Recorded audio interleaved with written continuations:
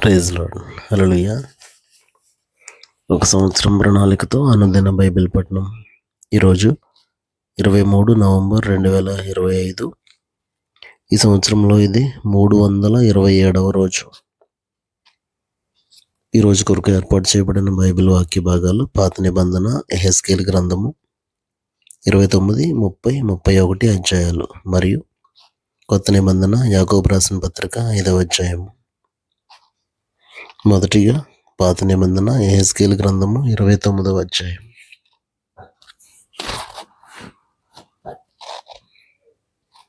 పదేవ సంవత్సరము 10వ నెల 12వ దినమున యెహోవా వాక్కు నాకు ప్రత్యక్షమై ఇలాగ సెలవిచ్చాను. నరపుత్రుడా, నీ ముఖమును ఐగుప్తు రాజైన ఫరో వైపు త్రిప్పుకొని అతని గూర్చియు ఐగుప్తు దేశం అంతటిని గూర్చియు ఈ సమాచారం ఎత్తి ప్రవచింపము. ప్రభువగు యెహోవా సెలవిచ్చుందేమనగా, ఐగుప్తు రాజైన ఫరో నైలు నదిలో పండుకొని ఉన్న పెద్ద మొసలి, నేను నీకు విరోధిని, నైలు నది నాది, నేనే దాన్ని కలుగజేసితిని అని నీవు చెప్పుకొంచున్నావే. నేను నీ దవడలకు గాలములు తగిలించి నీ నదుల్లోనున్న చేపలను నీ పొలుసులకు అంటచేసి నైలులో నుండి నిన్నును నీ పొలుసులకు అంటిన నైలు చేపలన్నిటినీ బయటికి లాగెదను. నిన్నును నైలు నది చేపలన్నిటినీ అరణ్యంలో పారబోసెదను. ఎత్తువాడను కూర్చువాడను లేక నీవు తెరప నేల మీద పడుదువు. అడవి మృగములకును ఆకాశ పక్షులకును ఆహారముగా నిచ్చెదను. అప్పుడు నేను యెహోవానై ఉన్నానని ఐగుప్తీయులందరూ తెలుసుకొందురు. ఐగుప్తు ఇశ్రాయేలీయులకు రెల్లు పుల్ల వంటి చేతికర్ర ఆయను. వారు నిన్ను చేత పట్టుకున్నప్పుడు నీవు విరిగిపోయి వారి ప్రక్కలలో గుచ్చుకొంటివి. వారు నీ మీద ఆనుకొనగా నీవు విరిగిపోయి వారి నడుములు విరిగిపోవుటకు కారణమైతివి. కాబట్టి ప్రభువైన యెహోవా ఈ మాట సెలవిచ్చుచున్నాడు, నేను నీ మీదికి ఖడ్గం రప్పించి మనుషులను పశువులను నీలో నుండి నిర్మూలం చేసేదను. ఐగుప్తు దేశము నిర్మానుష్యమై పాడుగా ఉండను. అప్పుడు నేను యెహోవానై ఉన్నానని వారు తెలుసుకొందరు. నైలు నది నాది, నేనే దాన్ని కలుగజేసేదనని అతడు అనుకొనుచున్నాడు గనుక నేను నీకును నీ నదికిని విరోధినైతిని. ఐగుప్తు దేశమును మిగ్దోలు మొదలుకొని సెవేనే వరకు కూషు సరిహద్దు వరకు బొత్తిగా పాడు చేసి ఎడారిగా ఉంచెదను. దానిలో మనుషులు సంచరించరు, పశువులు తిరగవు. 40 సంవత్సరములు అది నిర్నివాసముగా ఉండును. నిర్మానుష్యముగానున్న దేశముల మధ్యను ఐగుప్తు దేశమును పాడగనట్టుగా చేసేదను. పాడైపోయిన పట్టణముల మధ్యను దాని పట్టణములు 40 సంవత్సరములు పాడై ఉండును. ఐగుప్తీయులను జనములలోనికి చెదరగొట్టుదును, ఆయా దేశములకు వారిని వెళ్ళగొట్టుదును. ప్రభువైన యెహోవా ఈ మాట సెలవిచ్చుచున్నాడు, 40 సంవత్సరములు జరిగిన తరువాత ఐగుప్తీయులు చెదిరిపోయిన జనులలో నుండి నేను వారిని సమకూర్చదను. చెరల నుండి వారిని తోడుకొని పత్రోసు అని వారి స్వదేశంలోనికి వారిని మరల రప్పించదను.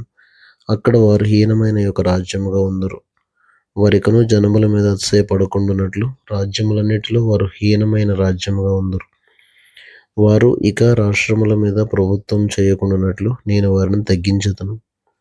ఇశ్రాయేలీయులు తాము చేసిన దోషము మనస్సునకు తెచ్చుకొని వారి తట్టు తిరిగిన ఎడల ఐగుప్తీయులు ఇక వారికి ఆధారంగా ఉండరు. అప్పుడు నేను ప్రభువైన యెహోవానై ఉన్నానని వారు తెలుసుకొందురు. 27వ సంవత్సరం 1వ నెల 1వ దినమున యెహోవా వాక్కు నాకు ప్రత్యక్షమై ఇలాగ సెలవిచ్చాను. నరపుత్రుడా, తూరు పట్టణం మీద బబులోను రాజైన నెబుకద్రెజరు తన సైన్యం చేత బహు ఆయాసకరమైన పని చేయించాను. వారందరి తలలు బోడివాయెను, అందరి భుజములు కొట్టుకొని పోయెను. అయినను తూరు పట్టణము మీద అతడు చేసిన కష్టమును బట్టి అతనికైనను అతని సైన్యమునకైనను కూలి ఎంత మాత్రమును దొరకకపోయాను. కాబట్టి ప్రభువైన యెహోవా సెలవిచ్చుందేమనగా, ఐగుప్తు దేశమును బబులోను రాజైన నెబుకద్రెజరునకు నేను అప్పగించుచున్నాను. అతడు దాని ఆస్తిని పట్టుకుని దాని సొమ్మును దోచుకుని కొల్లపెట్టును. అది అతని సైన్యమునకు జీతమగును.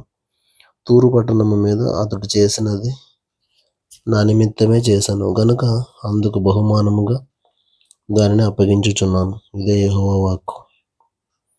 ఆ దినమందు నేను ఇశ్రాయేలీయుల కొమ్ము చిగురింపజేసి వారిలో మాట్లాడుటకు నీకు ధైర్యం కలుగజేసేదను. అప్పుడు నేను యెహోవానై ఉన్నానని వారు తెలుసుకొందురు. యెహెజ్కేలు గ్రంథము 30వ అధ్యాయం. మరియు యెహోవా వాక్కు నాకు ప్రత్యక్షమై ఇలాగ సెలవిచ్చెను. నరపుత్రుడా, సమాచారం ఎత్తి ప్రవచింపము. ప్రభువుకు యెహోవా సెలవిచ్చుందేమనగా, ఆహా, శ్రమదినము వచ్చెనే, అంగలార్చుడి, శ్రమదినము వచ్చెనే. యెహోవా దినము వచ్చెను, అది దుర్దినము, అన్యజనుల శిక్ష నొందు దినము. ఖడ్గము ఐగుప్తు దేశం మీద పడును. ఐగుప్తీయులలో హతులు కూలగా కూషు దేశస్థులు వ్యాకులపడుదురు. శత్రువులు ఐగుప్తీయుల ఆస్తిని పట్టుకుని దేశపు పునాదులను పడగొట్టుదురు.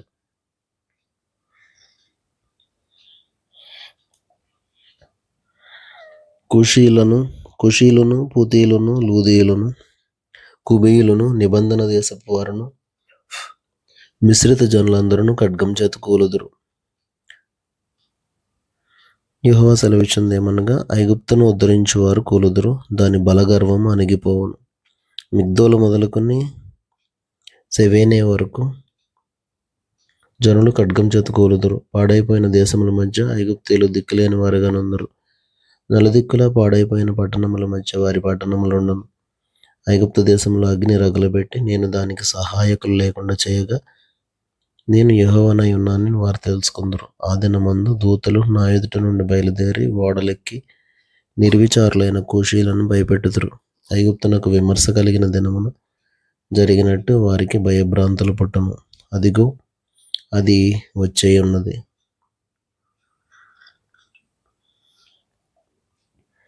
ప్రభువైన యెహోవా సెలవిచ్చుందేమనగా, ఐగుప్తీయులు చేయు అల్లరి బబులోను రాజైన నెబుకద్రెజరు చేత నేను మాన్పించదను. జనములలో భయంకరులకు తన జనులను తోడుకుని ఆ దేశమును లయపరచుటకు అతడు వచ్చును. ఐగుప్తీయులను చంపుటకై వారు తమ ఖడ్గములను వరదీసి హతమైన వారితో దేశమును నింపెదరు. నైలు నదిని ఎండిపోజేసి నేను ఆ దేశమును దుర్జనులకు అమ్మివేసెదను. పరదేశుల చేత నేను ఆ దేశమును దానిలోనున్న సమస్తమును పాడు చేయించదను. యెహోవానైన నేను మాట ఇచ్చి ఉన్నాను. యెహోవా ఎలాగూ సెలవిచ్చుచున్నాడు, విగ్రహములను నిర్మూలం చేసి నొప్పులో ఒక బొమ్మ లేకుండా చేసేదను. ఇక ఐగుప్తు దేశంలో అధిపతిగా ఉండుటకు ఎవడునూ లేకపోవును. ఐగుప్తు దేశంలో భయం పుట్టించదను. పత్రోసును పాడు చేసేదను. సోయనులో అగ్ని ఉంచెదను. నోలో తీర్పులు చేసేదను. ఐగుప్తునకు కోటగా ఉన్న సీను మీద నా క్రోధము కుమ్మరించదను. నోలోని జనసమూహము నిర్మూలం చేసేదను. ఐగుప్తు దేశంలో నేను అగ్ని ఉంచగా సీనునకు మెండుగా నొప్పి పట్టును. నోపురము పడగొట్టబడును. పగటివేళ శత్రువులు వచ్చి నోపు మీద పడుదురు. ఓను వారిలోను విభేసితు వారిలోను యవ్వనులు ఖడ్గం చేత కూలుదురు.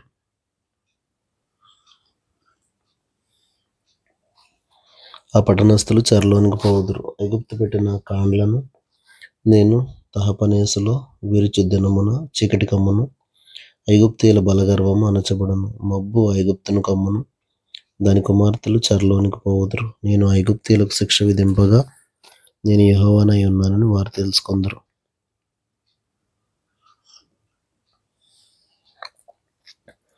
పదకొండవ సంవత్సరము మొదటి నెల 7వ దినమున యెహోవా వాక్కు నాకు ప్రత్యక్షమై ఇలాగ సెలవిచ్చాను. నరపుత్రుడా, నేను ఐగుప్తు రాజైన ఫరో బాహువును విరిచితిని.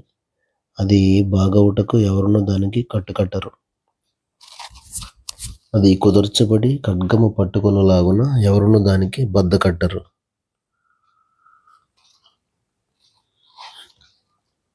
కావున ప్రభువైన యెహోవా సెలవిచ్చుందేమనగా, నేను ఐగుప్తు రాజైన ఫరోకు విరోధినై ఉన్నాను. బాగుగా ఉన్న దానిని, విరిగిపోయిన దానిని అతడు 2 చేతులను విరిచి అతని చేతిలో నుండి ఖడ్గం జారిపడజేసేదను. ఐగుప్తీయులను జనములలోనికి చెదరగొట్టుదును. ఆయా దేశములకు వారిని వెళ్ళగొట్టుదును. మరియు బబులోను రాజు యొక్క చేతులను బలపరిచి నా ఖడ్గం అతని చేతికిచ్చెదను. ఫరో యొక్క చేతులను నేను విరిచినందున బబులోను రాజు చూచుచుండగా ఫరో చావు దెబ్బ తినినవాడై మూల్గిలుడును. బబులోను రాజు యొక్క చేతులను బలపరిచి ఫరో చేతులను ఎత్తకుండా చేసి ఐగుప్తు దేశం మీద చాపుటకై నేను నా ఖడ్గమును బబులోను రాజు చేతికి ఇయ్యగా నేను యెహోవానై ఉన్నానని ఐగుప్తీయులు తెలుసుకొందురు. నేనే యెహోవానై ఉన్నానని వారు తెలుసుకున్నట్లు నేను ఐగుప్తీయులను జనములలోనికి చెదరగొట్టి ఆయా దేశములకు వారిని వెళ్ళగొట్టుదును.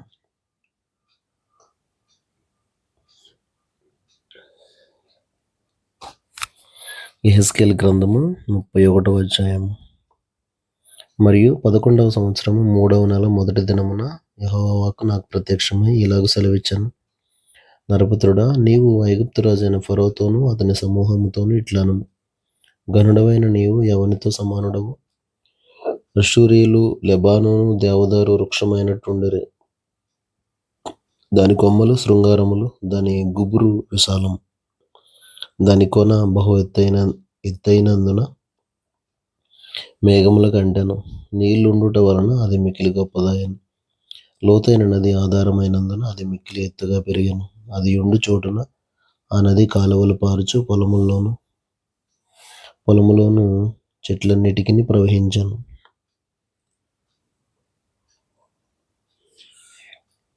కాబట్టి అది ఎదిగి పొలములోని చెట్లన్నిటికంటే ఎత్తుగలదాయెను. దాని శాఖలు బహు విస్తారములాయెను. నీరు సమృద్ధిగా ఉన్నందున దాని చిగుళ్ళు పెద్ద కొమ్మలాయెను. ఆకాశ పక్షులన్నీ దాని శాఖల్లో గూళ్ళు కట్టుకొనెను. భూజంతువులన్నీ దాని కొమ్మల క్రింద పిల్లలు పెట్టెను. దాని నీడను సకలమైన గొప్ప జనములు నివసించెను. ఇలాగున అది పొడుగైన కొమ్మలు కలిగి దాని వేరు విస్తార జలమున్న చోట పారుట వలన అది మిక్కిలి గొప్పదై కంటికి అందమైనదాయెను. దేవుని వనములోనున్న దేవదారు వృక్షములు దాని మరుగు చేయలేకపోయాను. సరళ వృక్షములు దాని శాఖలంత గొప్పవి కావు. అక్షోట వృక్షములు దాని కొమ్మలంత గొప్పవి కావు. దానికున్న శృంగారము దేవుని వనములోనున్న వృక్షములలో దేనికిని లేదు. విస్తారమైన కొమ్మలతో నేను దానిని శృంగారించినందున దేవుని వనమైన ఏదెన్లోనున్న వృక్షములన్నీ దాని సొగసు చూసి దాని యందు అసూయపడాను. కావున ప్రభువైన యెహోవా ఈ మాట సెలవిచ్చుచున్నాడు. నీ ఎత్తును బట్టి నీవు అతిశయపడితివి. తన కొన మేఘములు కంటజేసి తన ఎత్తును బట్టి అతడు గర్వించెను. కాబట్టి అతని దుష్టత్వమును బట్టి అతనిని తరిమివేసి జనములలో బలముగల జనమునకు నేను అతనిని అప్పగించదును. ఆ జనము అతనికి తగిన పని చేయను. జనములలో క్రూరులైన పరదేశులు అతనిని నరికి పారవేసిరి. కొండల్లోనూ లోయలన్నిటిలోనూ అతని కొమ్మలు పడెను. భూమి అందున్న వాగులలో అతని శాఖలు విరిగిపడెను. భూజనులందరూ అతని నీడను విడిచి అతనిని పడి ఉండనిచ్చిరి. పడిపోయిన అతని మోడు మీద ఆకాశ పక్షులన్నీ దిగి వ్రాలును. అతని కొమ్మల మీద భూజంతువులన్నీ పడును. నీరున్న చోటున ఉన్న వృక్షములన్నిటిలో ఏదియు తన ఎత్తును బట్టి అతిశయపడి తన కొనను మేఘముల కంట చేసి ఏ వృక్షము కానీ దాని ఎత్తును బట్టి గర్వింపకుండానట్లు క్రింది లోకమునకు పోవు నరుల యొద్దకు దిగువారితో కూడా మరణం పాలైరి.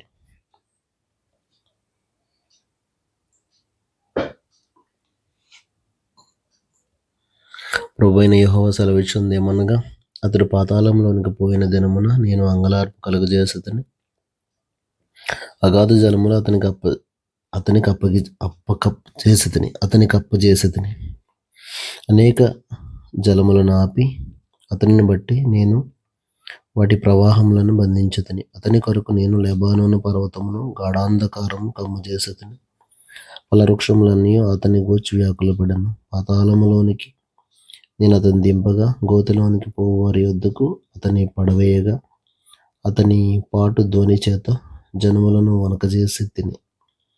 నీరు పీల్చు లెబానోను శ్రేష్ఠ వృక్షములన్నీ ఏదైనా వృక్షములన్నీ పాతాళములో తమ్మును తాము ఓదార్చుకొనిరి.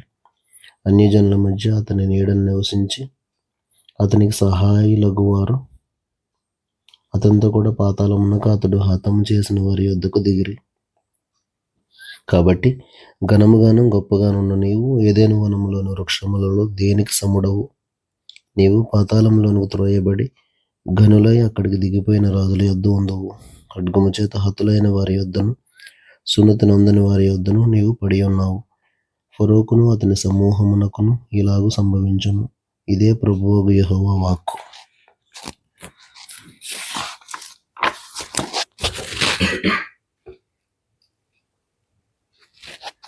క్రొత్త నిబంధన యాకోబు రాసిన పత్రిక 5వ అధ్యాయము 20 వచనాలు. ఇదిగో ధనవంతులారా, మీ మీదికి వచ్చడి ఉపద్రవములను గూర్చి ప్రలాపించి ఏడువుడి. మీ ధనం చెడిపోయెను, మీ వస్త్రములు చిమ్మట్లు కొట్టినవాయెను, మీ బంగారమును మీ వెండియు తుప్పపట్టినవి. వాటి తుప్పు మీ మీద సాక్ష్యముగా ఉండి అగ్నివలె మీ శరీరములను తినివేయను. అంత్యదినముల యందు ధనము కూర్చుకొండిరి. ఇదిగో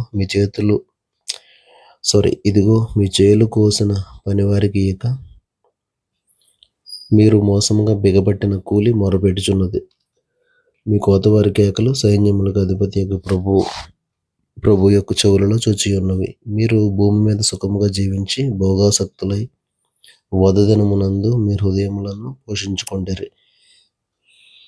మీరు నీతిమంతుడైన వానికి శిక్ష విధించి చంపుదురు, అతడు మిమ్మును ఎదిరింపడు. సహోదరులారా, ప్రభువు రాకడ వరకు ఓపిక కలిగి ఉండుడి. చూడుడి, వ్యవసాయకుడు తొలకరి వర్షమును కడవరి వర్షమును సమకూడు వరకు విలువైన భూఫలము నిమిత్తము ఓపికతో కాచుకొనొచ్చు. దాని కొరకు కనిపెట్టను గదా. ప్రభువు రాక సమీపించుచున్నది గనుక మీరును ఓపిక కలిగి ఉండుడి. మీ హృదయములను స్థిరపరచుకొనుడి. సహోదరులారా, మీరు తీర్పు పొందకుండా నిమిత్తము ఒకని మీదనొకడు సనగొక్కుడి. ఇదిగో న్యాయాధిపతి వాకిట నిలిచి ఉన్నాడు. సహోదరులారా, ప్రభు నామమున బోధించిన ప్రవక్తలను శ్రమానుభవమునకు ఓపికకును మాదిరిగా పెట్టుకొనుడి. సహించిన వారిని ధన్యులను కొనుచున్నాము గదా. మీరు యోబు యొక్క సహనమును గురించి వింటిరి. ఆయన ఎంతో జాలియు కనికరమును గలవాడని మీరు తెలుసుకుని ఉన్నారు. నా సహోదరులారా, ముఖ్యమైన సంగతి ఏదనగా ఆకాశం తోడని గాని భూమి తోడని గాని మరి దేని తోడని గాని ఒట్టు పెట్టుకొనక మీరు తీర్పు పాలు కాకుండానట్లు అవునంటే అవును, కాదంటే కాదు అని ఉండవలెను. మీలో ఎవరికైనా శ్రమ సంభవించినా అతడు ప్రార్థన చేయవలెను. ఎవరికైనా సంతోషం కలిగినా అతడు కీర్తనలు పాడవలెను. మీలో ఎవడైనా రోగి అయి ఉన్నాడా, అతడు సంఘపు పెద్దలను పిలిపింపవలెను. వారు ప్రభువు నామమున అతనికి నూనె రాచి అతని కొరకు ప్రార్థన చేయవలెను. విశ్వాస సహితమైన ప్రార్థన ఆ రోగిని స్వస్థపరచును. ప్రభువు అతని లేపును. అతడు పాపములు చేసిన వాడైతే పాపక్షమాపణ నొందును. మీ పాపములను ఒకనితోనొకడు ఒప్పుకొనుడి. మీరు స్వస్థత పొందినట్లు ఒకని కొరకు ఒకడు ప్రార్థన చేయుడి. నీతిమంతుని విజ్ఞాపన మనఃపూర్వకమైనదై బహుబలం గలదై ఉండును. ఏలియా మన వంటి స్వభావం గల మనుషుడే. వర్షింపకుండానట్లు అతడు ఆసక్తితో ప్రార్థన చేయగా 3.5 సంవత్సరముల వరకు భూమి మీద వర్షింపలేదు. అతడు మరలా ప్రార్థన చేయగా ఆకాశం వర్షం ఇచ్చాను, భూమి తన ఫలం ఇచ్చాను. నా సహోదరులారా, మీలో ఎవడైనాను సత్యము నుండి తొలగిపోయినప్పుడు మరి ఒకడు అతనిని సత్యమునకు మళ్లించిన ఎడల పాపిని వాని తప్పు మార్గము నుండి మళ్లించువాడు మరణము నుండి ఒక ఆత్మను రక్షించి అనేక పాపములను కప్పివేయనని తాను తెలుసుకొనవలెను. దేవుడు తన పరిశుద్ధ వాక్యమును మన వినికిడిలో దీవించును గాక. ఆమేన్.